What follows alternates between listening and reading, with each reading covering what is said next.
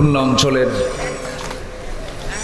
যশোর জেলার ঝিকরগাছা উপজেলার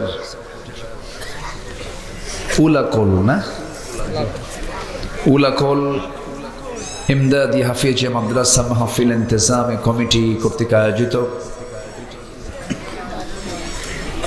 ৪৫তম আজিমুশান ওয়াজ মাহফিল ২০২৫ মহৎ আয়োজনের সম্মানিত সুযোগ্য সভাপতি জনাব আলহাজ নিসার উদ্দিন, আজকের মাহফিলের বরেণ্য অতিথি জনাব হাফেজ মুফতি আতাউর রহমান, আজকের মাহফিলের বরেণ্য মেহমান আমার অত্যন্ত কাছের বিশিষ্ট ইসলামী চিন্তাবিদ, আমার অনুজ স্নেহধন্য মাওলানা রবিউল ইসলাম খুলনা। আজকের মাহফিলের প্রধান আকর্ষণ যাদেরকে নিয়ে আজকের এই সাজানো গোছানো বর্ণাঢ্য আয়োজন, তৌহিদের পতাকাবাহী, কালেমার ঝান্ডাবাহী, দিন ইসলামের নর শারদুল বীর মুজাহিদ, প্রাণ প্রিয় সম্মানিত দিনী ভাইরা, আড়ালে বসে আছেন শ্রদ্ধেয়া সম্মানিতা মা বোনেরা। আলোচনার সূচনায় আনুষ্ঠানিকতার মধ্য দিয়ে আমার পক্ষ থেকে আবারও দিল খোলা সালাম, আসসালামু আলাইকুম ওয়া রাহমাতুল্লাহি ওয়া বারাকাতুহু। সবাই কেমন আছেন? আমাকে প্রশ্ন করলেন। আল্লাহ তাআলা তো আমাকে আপনার সাথেই বসে রেখেছেন, বলছি আলহামদুলিল্লাহ। মহান রব্বে কারীমের অশেষ শুকরিয়া যে মহান আল্লাহ সুবহানাহু ওয়া তাআলা আমাকে আপনাকে অসংখ্য লোকের মাঝ থেকে বাছাই করে কোরআনের এই ফুল বাগানে শামিল হয়ে এই অশেষ কল্যাণের ভাগী হওয়ার তৌফিক যে মহান প্রভু করে দিলেন, সেই জাল্লা শানুহুর দরবারে আমরা সবাই লাখ ও কোটি শুকরিয়া আদায় করছি। মুহাব্বাতান জোড়ালো কণ্ঠে বলে উঠছি আলহামদুলিল্লাহ। আবারও বলছি আলহামদুলিল্লাহ। চিৎকার মেরে বলছি আল্লাহুম্মা ইন্নী আসআলুকা আল হুদা ওয়াত তুকা ওয়াল আফাফা ওয়াল গিনা। সবাই বলি আল্লাহুম্মা আইন্নি আলা যিকরিকা ওয়া শুকরিকা ওয়া হুসনি ইবাদাতিকা। আমরা আল্লাহ তাআলার শুকর আদায় করে নিলাম। আমার আগে যিনি কথা বলেছেন খুব সুন্দর করে হৃদয়ের সকল দিক উজাড় করে অত্যন্ত প্রণবাঞ্জল ভাষায়, প্রাঞ্জল ভাষায়, মাঝে মাঝে সঙ্গীতের কিছু ফ্লেভার দিয়ে সুন্দর সুন্দর কথা তিনি বলেছেন। আমি শেষ ক্লাসে ভাঙ্গাচূড়া কিছু কথা বলতে চাচ্ছি, আমাকে সময় দেওয়া যাবে তো? কারো কোনো আপত্তি নেই? জোরে বলি ইনশাআল্লাহ। আমি কিন্তু মাহফিল আলোচনায় উঠতে একটু দেরি করে ফেলেছি। যদি একটু শেষ করতে দেরি হয় কষ্ট হবে না তো?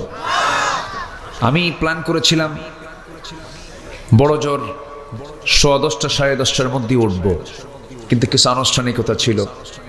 হাফেজদের দাস্তারবন্দি হলো, তাদের তেলাওয়াত হলো, গজল হলো, সব কিছুই তো প্রয়োজন আছে। এই 9 জন না 10 জন? 9 জন, জি বেজোড়, আলহামদুলিল্লাহ। এদের মাথায় যখন আমি পাগড়ি পড়াচ্ছিলাম তখন মনে হচ্ছিল যে এই সন্তানগুলোর বাপ মা যে কত বড় ভাগ্যবান। আলহামদুলিল্লাহ বলবেন না? কত বড় সৌভাগ্য হলে পরে হাফেজের বাবা হওয়া যায়, হাফেজের মা হওয়া যায়। আবার এই চান্সটা আমার এই ভাইজান নিয়েছেন, আবার প্রত্যেক হাফেজের হাতে আবার 1000 টাকা করে দিয়েছেন। হ্যাঁ, আপনি দিয়েছেন না? আব্দুল মাজিদ নাম। মাশাআল্লাহ। মালয়েশিয়া থাকেন? মালয়েশিয়ান প্রবাসী আমার আব্দুল মালেক ভাই, আব্দুল মাজেদ ভাই সব থেকে বঞ্চিত হননি, ফাঁকা চান্সে গোল মেরে দিয়েছেন। আলহামদুলিল্লাহ। আসলে জানেন একদিন এই সব নিজে কি কাড়াকাড়ি হবে হাসরের ময়দানে, সামান্য কিছুর জন্য অনেকে আটকা পড়ে যাবে। জানেন সেই দিন এই মাহফিলগুলো কত উপকার হবে। এই মাহফিলগুলো আমাদেরকে করতে দেয়নি। এই রবিউল ইসলাম সাক্ষী, এখান থেকে মাত্র 25-30 কিলোমিটার দূরে সাতক্ষীরার এসপি কার্যালয়ে মাহফিল শেষ করে আমাকে টোটাল ডিবির টিম মাহফিল ঘেরা করে আমাকে কমান্ডো স্টাইলে সেখান থেকে তুলে নিয়ে ডিবি কার্যালয়ে নিয়ে মানসিক শারীরিক সবভাবে নির্যাতন করা হয়েছে। কেন? কি অপরাধ ছিল? আমরা কোরআন থেকে কিছু হক কথা বলেছি। হক কথা একদিনের জন্য বাদ দিইনি, কিন্তু আমার আজকে বারবার এই কথাটা মনে হচ্ছে যে এসপি আমাকে গ্রেফতার করে আমার সামনে বসে আমার সাথে অশালীন কথা, অশালীন যে আচরণটা করেছে। সম্মানিত ভাইয়েরা, আমি নাম বলবো না, তবে বিসিএস ক্যাডার, একজন বিসিএস ক্যাডারের মুখের ভাষা এত নোংরা হয় যা বেশ্যাখানায় চলে না। কাদেরকে তারা এই বিসিএস এ তাদেরকে ভাই ভাই তাদেরকে অনুমোদন দিয়েছে আমার বুঝে আসে না।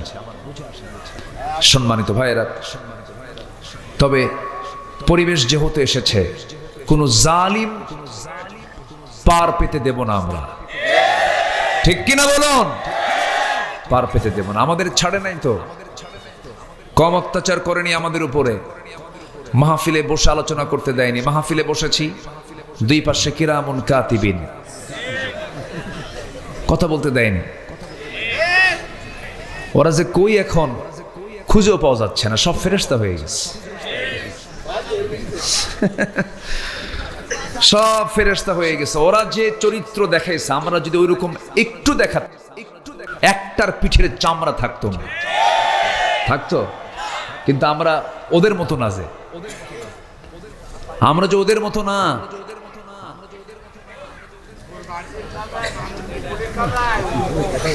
জি শুনেছি, কথা শুনেছি তো। তবে কোন খুনির কোনো ক্ষমা নাই, কোন খুনিকে ক্ষমা করা যাবে। অনেক কথা আছে, আস্তে আস্তে করে বলবো। আমাকে সময় দিচ্ছেন তো নাকি? ইনশাআল্লাহ। আমরা ফেল করতে চাই না পাস করতে চাই? বলেন বলেন, ফেল করতে চাই না পাস করতে চাই? আমরা সাইয়েদনা ইব্রাহিম আলাইহিস সালাতু ওয়াস সালামের সন্তান। ইব্রাহিম পরীক্ষায় পড়েছেন, ফেল করেছেন না পাস করেছেন? পাস করেছেন। আল্লাহ রাব্বুল আলামিন বলেন, وَإِذِ ابْتَلَى إِبْرَاهِيمَ رَبُّهُ بِكَلِمَاتٍ فَأَتَمَّهُنَّ। নবী, আপনি সেই সময়ের কথা স্মরণ করুন যখন আমি ইব্রাহিম আলাইহিস সালাতু ওয়াস সালামকে অনেকগুলো পরীক্ষা করেছিলাম। প্রত্যেকটা পরীক্ষায় তিনি ফার্স্ট ক্লাস ফার্স্ট হয়েছিলেন, কখনো ফেল করেন নাই।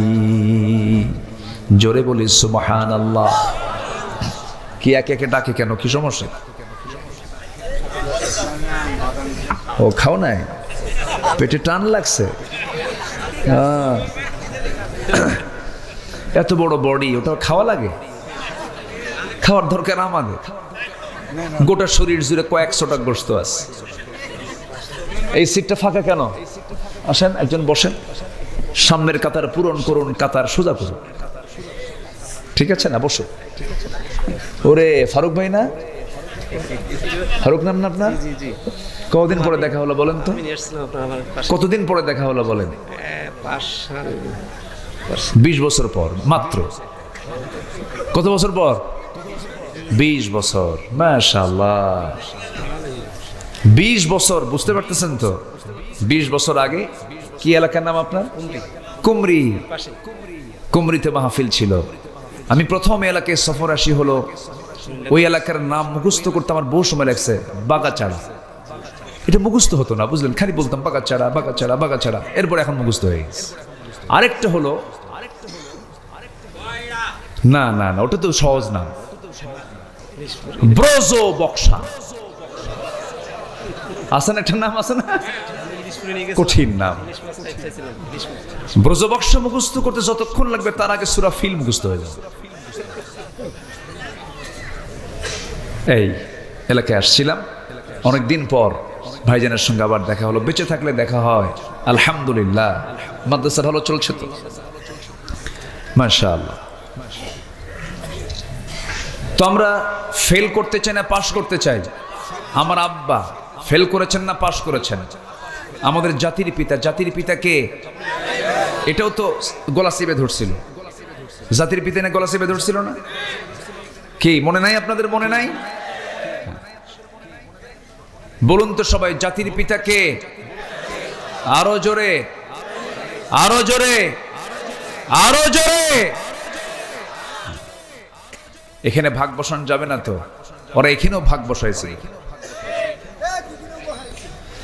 আল্লাহ রাব্বুল আলামিন জাতির পিতা সিলেকশন দিয়েছেন বহু আগে, কারণ পরীক্ষায় পাস না করলে তো জাতির পিতা হওয়া যাবে না। ক্বালা ইন্নী জাইলুকা লিন্নাসি ইমামা মিল্লাতা আবিকুম ইব্রাহিম হুয়া সাম্মাকুমুল মুসলিমিন। জোরে বলুন আল্লাহু আকবার। তোমাদের জাতির পিতা কেউ হতে পারে না, তোমাদের জাতির পিতা একজন, যাকে আল্লাহ সিলেকশন দিয়েছেন। মিল্লাহ মানে জাতি, আবিকুম মানে তোমাদের পিতা, মিল্লাত আবিকুম ইব্রাহিম, তোমাদের জাতির পিতা আমি আল্লাহ বানায় দিয়েছে একজনকে, তিনি হচ্ছেন ইব্রাহিম। কত পরীক্ষা তার জীবনে আসছিল, কম বেশি সবার জানা আছে।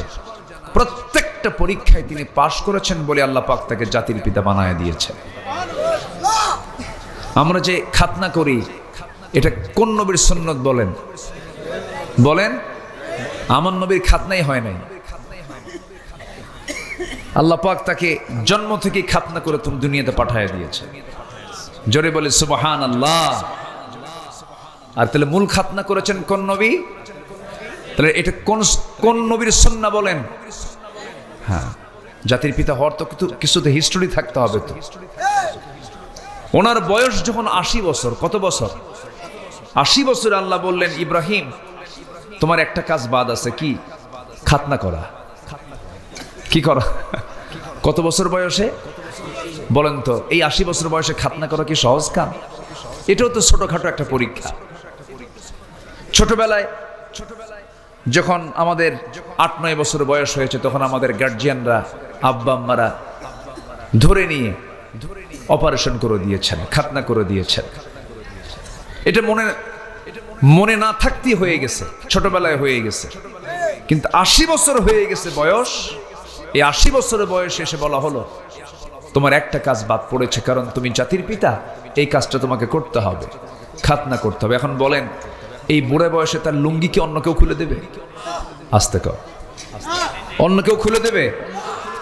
সতর্ক অন্য কেউ দেখতে পারবে না। তো তিনি বলছেন, আল্লাহ এই বুড়ে বয়সে আমি কি করব? আল্লাহ বললেন, তোমার খাতনা তুমি নিজেই করো। এখন বলেন, এই কাজটা কি সহজ কাম? বিশাল কাজ। কিন্তু সহি বর্ণনা, এটা সহি, একদম সহি রাওয়ায়াত। ও যে কাটতো আগে, এখন তো মেশিন দিয়ে কাটে, বগলের নিচে থুয়ে ওই কাঠ যে কাটে, ওটা কি বলে এলাকায়? 22, হ্যাঁ 22লা না কি বলে এটা? 22 বলে। এই 22 জাতীয় একটা কাঠ কাটার যন্ত্র তিনি হাতে নিলেন, আড়ালে চলে গেলেন, নিজেরটা নিজেই সাইজ করলেন, নিজেরটা নিজেই সাইজ করলেন। ওই যে শুরু হলো, হ্যাঁ ওই যে শুরু হলো এই সুন্নাত ইব্রাহিম। আজও আছে না নাই? জেনে খুশি হবেন, পার্শ্ববর্তী দেশ আমাদের হিন্দুস্তান, ওরা কি সাইজ করে? ওরা বলে যে না, সৃষ্টিতে হাত দেওয়া যাবে না, সৃষ্টিতে হাত দেওয়া যাবে না। কিন্তু মেডিকেল সায়েন্স বলে দিল যে অধিকাংশ ভারতীয় পুরুষদের তারা যৌন রোগ আক্রান্ত হচ্ছে। এটার ফলশ্রুতিতে শেষ পর্যন্ত বলল, মুসলমান হও আর না হও, অন্তত কাইটা সাইজ হয়ে যাবে। কথা বলছেন নাই? ইসলাম যেটাই দিয়েছে সেটাই কল্যাণ, যেটা দিয়েছে সেটা কি কল্যাণ। আমার বন্ধুগণ, আমরা এমন একটা কিতাবের আমরা আলোচনা শুনতে এসেছি যে কিতাবের আলোচনার শুরু হবে কিন্তু শেষ কখনো হবে না। আনলিমিটেড আলোচনা, সীমাহীন আলোচনা, সীমাহীন গবেষণা। সেই বিশাল দরিয়া থেকে সামান্য কিছু কথা বলতে চাচ্ছি। সূরাতুল বুরুজ থেকে। সূরাতুল বুরুজ মক্কায় নাজিল হওয়া একটা সূরা। শেষের দিক থেকে কয়েকটা আয়াতে কারিমা আমি তেলাওয়াত করেছি। জান্নাত কাদের জন্য হবে, জান্নাত কোন কোন বান্দারা পাবে এবং কোন কোন বান্দারা সফল হতে পারে, সফলতার দিকগুলো মহান রব্বুল আলামিন এখানে তুলে ধরেছেন। সূরার নাম কি বলুন সবাই? বুরুজ মানে কি? হ্যাঁ বলেন। গ্রহরাজি, হ্যাঁ গ্রহরাজি বুরুজ। এই বুরুজ শব্দটা আল্লাহ রাব্বুল আলামিন আরেকটা সূরার মধ্যে প্রয়োগ করেছেন। মহান রব্বুল আলামিন বলেন, তাবারাকাল্লাযী জাআলা ফিস সামাই বুরুজান ওয়া জাআলা ফিহা সিরাজান ওয়া কমারাম মুনীরা। জোরে বলুন আল্লাহু আকবার। অতীব বরকতময় সেই মহান প্রভু, যিনি আকাশে বহু গ্রহরাজি সৃষ্টি করেছেন, তাতে রেখে দিয়েছেন প্রদীপ্ত সূর্য এবং আলোকিত চাঁদ। এমন বিশাল বড় আকারের পরিচয় একমাত্র যিনি দিতে পারেন তিনি আমার কে? জোরে বলুন, তিনি আমার কে? আল্লাহ তেমন পরিচয়টা দিতে পারেন। এত বড় পরিচয় পৃথিবীর কেউ দিতে পারে না। তিনি তো সূর্যের মালিক, তিনি তো চাঁদের মালিক, তিনি তো গ্রহ নক্ষত্রের মালিক। আল্লাহ রাব্বুল আলামিন সুন্দর করে তার পরিচয়গুলো যখন দিতে গিয়েছেন, এমন বড় পরিচয় পৃথিবীর কেউ দিতে কোনোদিন পারবেও না। এই সূর্য বড় না তারকা বড়? হ্যাঁ, দেখতে কোনটা বড় দেখা যায়? সূর্য। কিন্তু বড়টা কোনটা বলেন? তারকা। আমি কি শেষ করে দেব আলোচনা? যে দুই একজন করে যে উঠতে চায়, যাচ্ছে চলে, হ্যাঁ চাপে যাচ্ছে, চাপে আবার কি ফিরবে? মনে তো হয় না। আমরা কেউ যাব না। আমি সবাইকে নিয়ে দোয়া করব একসাথে। সময় দিবেন না ইনশাআল্লাহ? এই বাবারা, ওরে তো বিশাল মশান দেখতেছি, এই তো টপ হিরো। হ্যাঁ, এ কার? এটা কার? তুমি কার? দেখছেন চোখে কোনো ঘুমও নাই, ব্যবসাবী আলাদা, একদম মনে হয় শিকারী। আলহামদুলিল্লাহ, মাশাআল্লাহ। এই কাছে কেউ নাই? কি বললো? কে আছে? ও মাশাআল্লাহ, ও তো ওয়াজও দিয়ে গেল দেখতেছি। মাশাআল্লাহ, এখনকার বাচ্চারাও তো আপডেট। এক একটা 6 বছরের বাচ্চা 60 বছরের মতো যোগ্যতা রাখে। পারা কঠিন। এরা আধুনিকতার এই যুগে জন্ম, তো এরা মার পেট থেকে অনেক কিছু শিখে আসে। যাক, আল্লাহ তুমি তাকে বড় আলেম বানাও। জোরে বলি আমিন। আরো জোরে আমিন। তাহলে পৃথিবীর কোনো মানুষ কি আকাশের মালিক এমন কথা বলতে পারবে? সূর্যের মালিক এমন কথা বলতে পারবে? এমন কথা বলতে পারেন একজন, তিনি কে? আল্লাহ। সূরাতুল বুরুজ, ওয়াস-সামা'i যাতিল বুরুজ ওয়াল ইয়াউমিল মাউউদ ওয়া শাহিদিন ওয়া মাশহুদ। আমার বন্ধুগণ, এই সূর্যটা এত বড়, এই পৃথিবীতে যে আজকের দিনে আমরা আলোটা পেয়েছি, যে তাপটা পেয়েছি, সেই তাপের পরিমাণ ছিল 25 থেকে 30-এর মধ্যে অথবা 20 থেকে 30-এর মধ্যে হতে পারে। কিন্তু জেনে আশ্চর্য হবেন, সূর্যের যে আভ্যন্তরীণ তাপমাত্রা, সূর্যের ভিতরে যে তাপমাত্রা, এই তাপমাত্রার পরিমাণ হলো 15 million degree Celsius. 15 million degree Celsius. বলেন তো, আমি আপনি ওখানে গেলে আমি আসি? টিকবো আমরা? যাওয়ার আগেই ভ্যানিশ হয়ে যাব। কেমনে যাবেন সূর্যের কাছে? তবে হ্যাঁ, মানুষ চাঁদের দেশে গিয়েছিল, চাঁদের দেশ সফর করে আসছে। মানুষ কিন্তু মঙ্গল গ্রহেও চলে গেছে। এখন যদি মানুষ মনে করে সূর্য দেখবো, ক্ষমতাই নাই, শেষ হয়ে যাবে। তবে হ্যাঁ, মানুষ যদি চিন্তা করে একটু তারকার দেশ দেখতে যাব, তারকার তো এরকম তাপ নাই। আল্লাহ রাব্বুল আলামিন একটা দুইটা তারকা দিয়ে মহাশূন্যটাকে আলোকিত করেন নাই।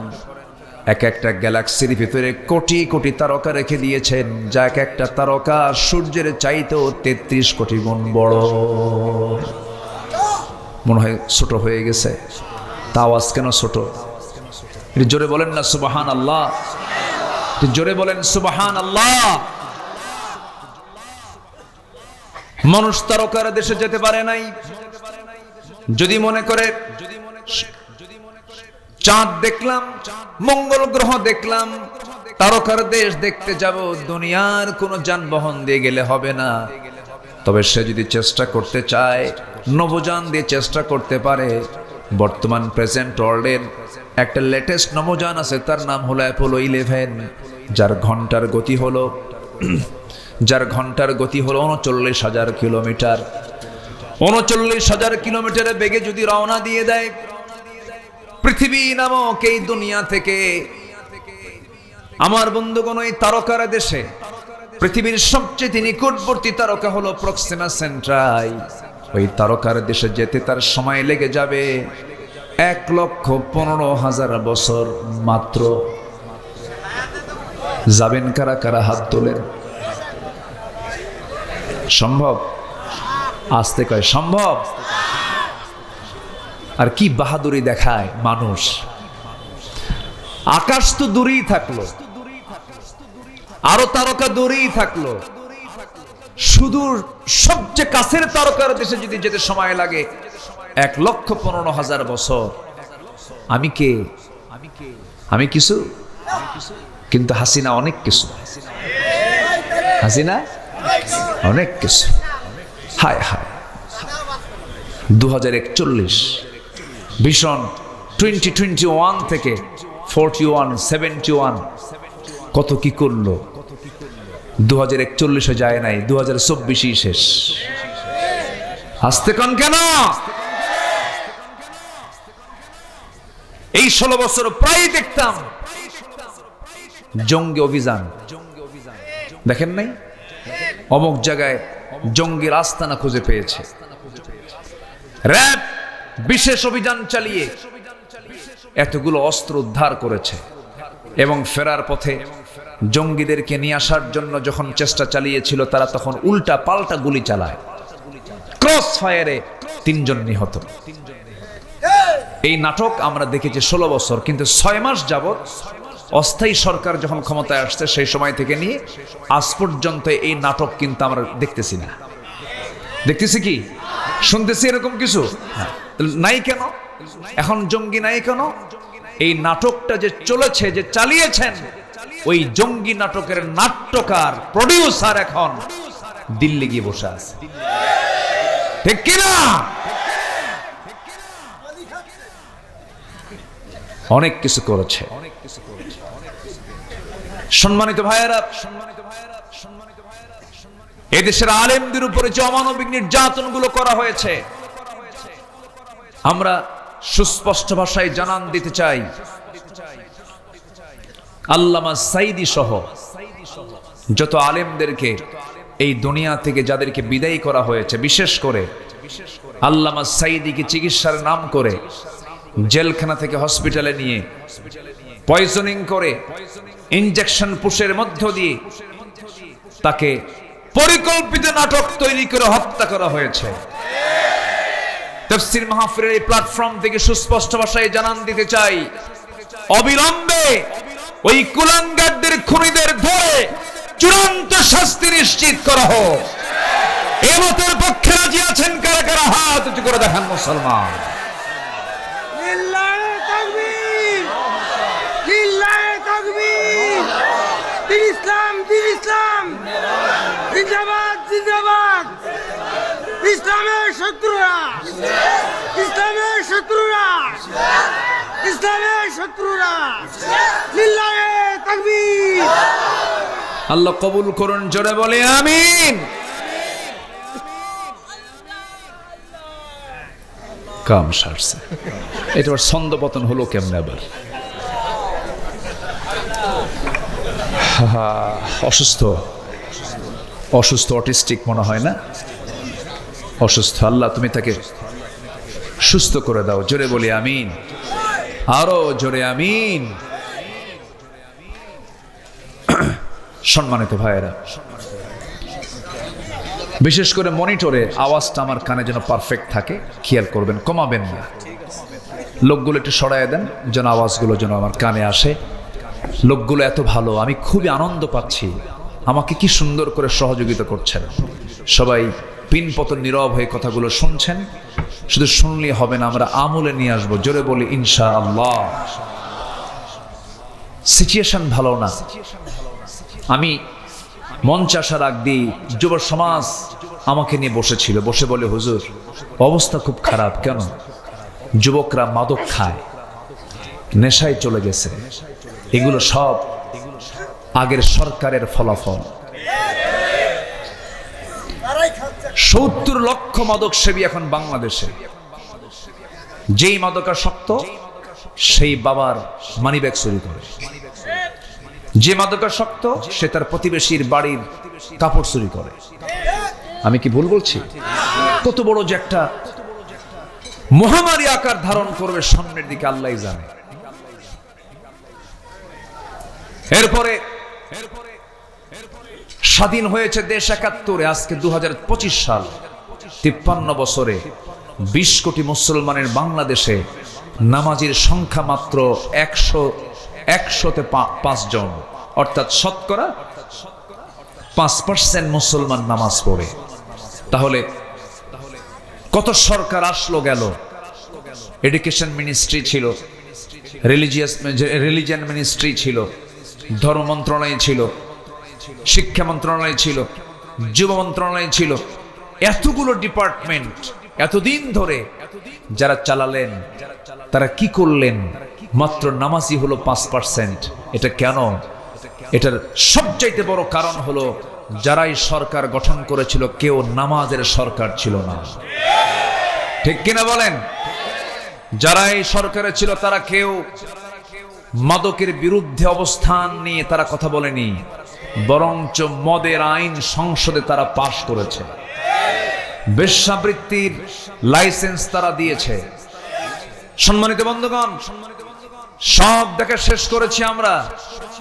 এই 53 বছরে কেউ 25, কেউ 16 বছর, কেউ 9 বছর, কেয়ারটেকার গভর্নমেন্টটা কয়েক বছর। যা দেখেছি আমরা সব দেখা শেষ। আগামীর দেশ আমরা দেখতে চাই কোরআনের দেশ। আসতে বলবেন না, জোরে বলুন ঠিক কিনা?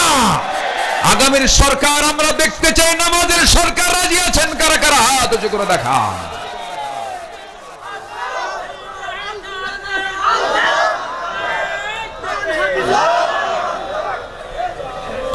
আল্লাহ কবুল করুন, জোরে বলি আমিন, আরো জোরে বলি আমিন। সবাই কি জান্নাতে যেতে চান না ভাই?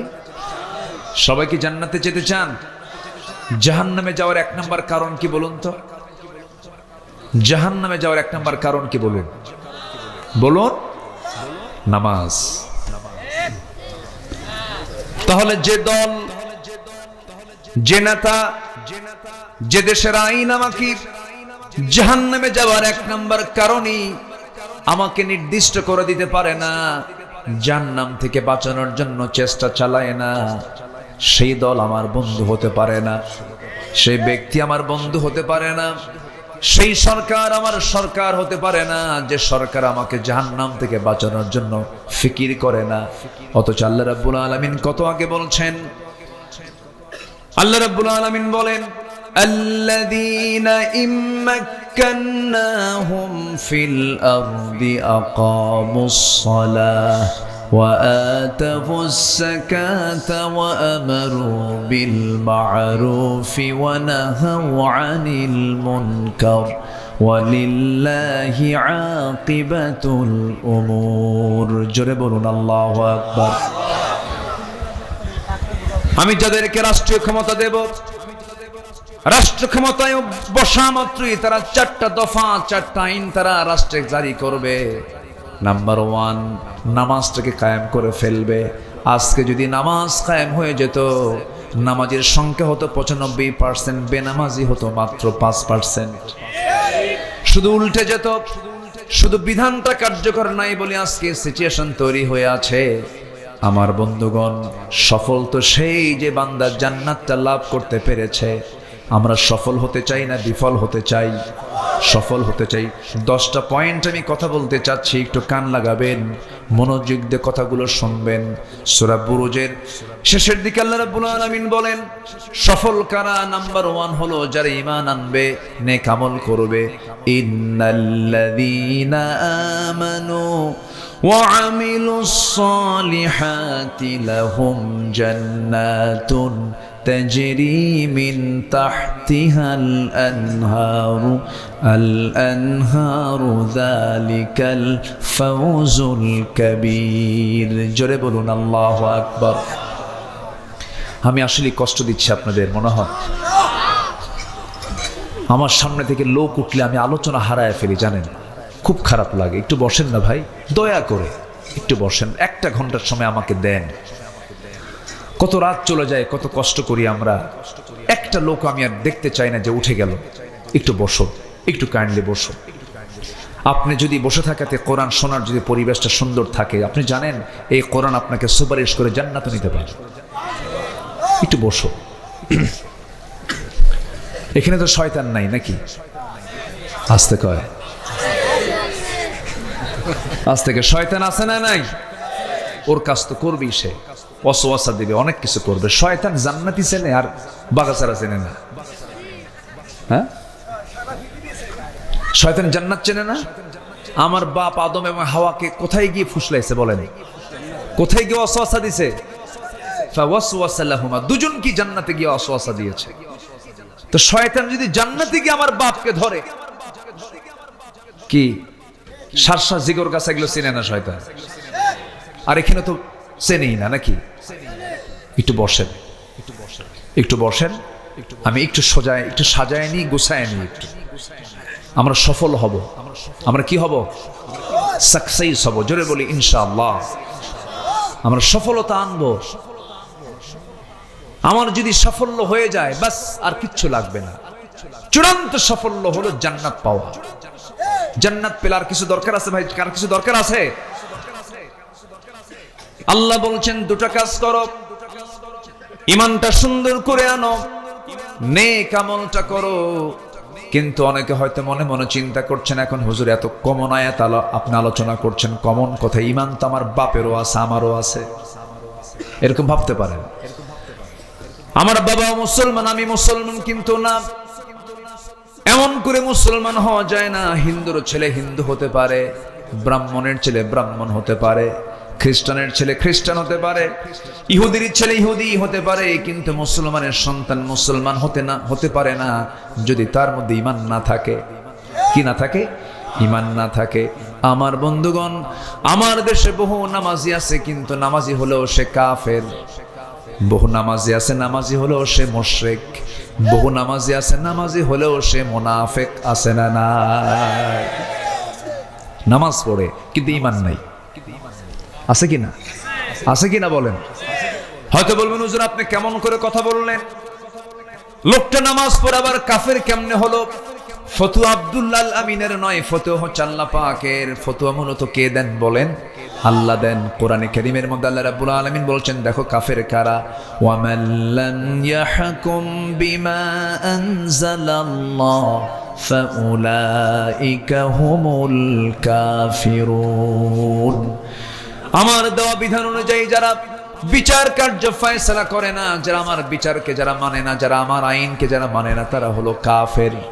আমার দেশে বহু মুসলমান আছে, নামাজ পড়বে, রোজা রাখবে, হজ করবে, সব করবে, কিন্তু আমার আল্লাহর সুরির বিধান, জেনার বিধান, খুনের বিধান মানতে চায় না, অস্বীকার করে। আছে না নাই? তার ফলাফল হলো কেমন করে বলে দেখেন। অনেকে বলেন কোরআন এবং রাজনীতি দুটা ভিন্ন জিনিস, কোরআনের সাথে রাজনীতির কোনো সম্পর্ক নাই। যে রাজনীতিতে কোরআন নাই সে রাজনীতি হলো শয়তানের রাজনীতি, ঠিক কিনা? কিসের রাজনীতি? শয়তানের রাজনীতি। কোরআন শূন্য রাজনীতি হলো শয়তান করে। কে করে? কে করে? শয়তান করে। কোরআন আছে যেখানে রাজনীতি, সেখানে সব কিছুর মধ্যে আছে পথে রাজা রাজপথ, হাসে রাজা রাজহাঁস, নীতির যে রাজা তার নাম কি বলেন? রাজনীতি। কোরআনে রাজনীতি না থাকলে পরে কোরআন তো আপনি মানলেন না, কোরআন তো আপনি পূর্ণাঙ্গ মানলেন না। কোরআন শুধু নামাজের কথা বলে তা নয়, শুধু রোজার কথা বলে তা নয়। বঙ্গভবন থেকে শুরু করে রান্নাঘর পর্যন্ত কোথায় কি চালাতে হবে সব বিধিবিধান একটা একটা করে বলে দিয়েছেন এই কিতাবের মধ্যে। তিনি আমার কে সব বলে দিয়েছেন। এবং এটা এমন একটা কিতাব, পৃথিবীর সকল জ্ঞানের সোর্স এটা হচ্ছে মাদার মাস্টার। এটা কি? Mother master. এখান থেকে সমস্ত জ্ঞানের বিভাগগুলো চলে গেছে। আমার বন্ধুগণ জেনে আশ্চর্য হয়ে যাবেন, এই খুলনা অঞ্চলের সবচেয়ে প্রিয় একটা জুস আল্লাহ পাক রেখে দিয়েছেন, যা বাংলাদেশের কোথাও এত সুন্দর রস আপনি কোথাও পাবেন না, যেটা সুন্দরবনে পাওয়া যায়। তার নাম কি বলুন? আল্লাহু আকবার। আমি মধুর প্রতি খুব দুর্বল, মধু পেলে আমি হেরে যাই। খুব ভালো জিনিস। এই মধুর ডিপার্টমেন্ট দিয়েছেন আল্লাহ রাব্বুল আলামিন, কোনো মানুষকে নয়। এই মধু প্রস্তুত করার জন্য, কারখানা নির্মাণ করার জন্য, মধু সংগ্রহের জন্য সম্পূর্ণ দায়িত্ব দিয়েছেন একটা প্রাণীকে। তার নাম কি বলুন? কি? শুধু মাছি? কি মাছি? মৌমাছি। মৌমাছি কখনো ফুল ছাড়া কোথাও পড়ে না, ভালো জায়গা ছাড়া কোথাও। আর মাছি? মাছি আমরা কি হব? মাছি হব না মৌমাছি হব? ভালো করে কম। আমরা কি হব? মাছি না মৌমাছি? মাছি পরে সব জায়গায় আছে না, আর মৌমাছি এক জায়গায়। মৌমাছি এক জায়গায়। আলু হলো দু প্রকার, এক আলু সব জায়গায় চলে, তার নাম হলো গোল আলু। আর আরেকটা আলু আছে যে আলুটা বছরে একবার হয়, সুন্দর করে ওটাকে শুধু গরম পানিতে সিদ্ধ দিয়ে লবণ দিয়ে খাওয়া লাগে। তার নাম কি? হ্যাঁ, এটা আবার নতুন নাম শুনলাম, মোম আলু। হ্যাঁ, মিষ্টি আলু, মোম আলু। হ্যাঁ, মোমের মতোই তো লাগে। হ্যাঁ, কি সুন্দর ভাষা তৈরি করছেন আপনারা তো ভাষাবিদ। যশোর তো যশোরই, তাই না? আমার একটা আলোচনা আছে, এটা ভাষা নিয়ে আমার একটা কথা আছে। এই মোম আলু কি শুধু একটা জায়গায় আপনি খেতে পারবেন, শুধু লবণ দিবেন, খাওয়া শেষ, এর ছাড়া আর কোথাও এটা ইউজ হয় না।